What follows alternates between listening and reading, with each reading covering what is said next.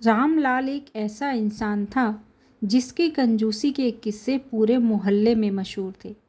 वो नींबू भी इस तरह निचोड़ता था कि खुद नींबू भी शर्मा जाए।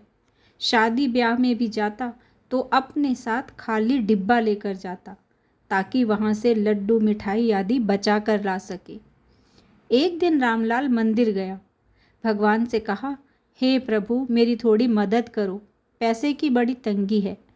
भगवान मुस्कुराए और बोले, बेटा क्या तूने जिंदगी में कभी किसी की मदद की है?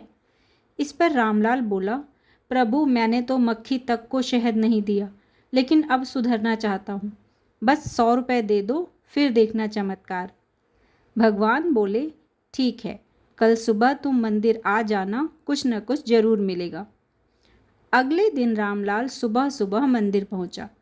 देखा तो वहाँ एक भिखारी बैठा था।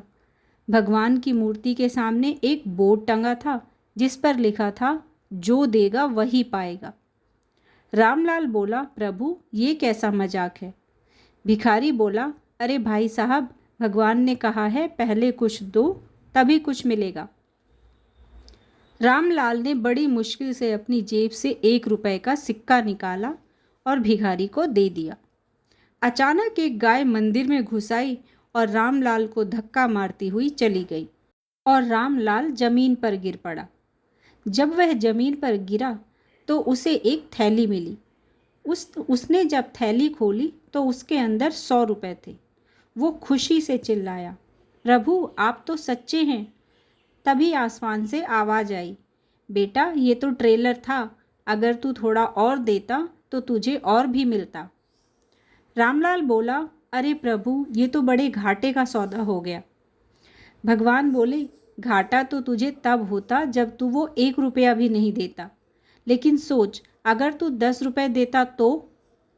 रामलाल के दिमाग में बिजली सी कौंध गई। बोला, प्रभु रुकिए, अब दे देता हूँ। ऐसा कहते हुए उसने जेब से एक 10 रुपये का नोट निकाला, लेकिन तभी एक बंदर आ गया और उससे नोट छीनकर भाग गया। भगवान हंसते हुए बोले, कंजूसी भी एक बीमारी है बेटा, इलाज तभी होगा जब तू दिल से देगा, सौदेबाजी नहीं करेगा।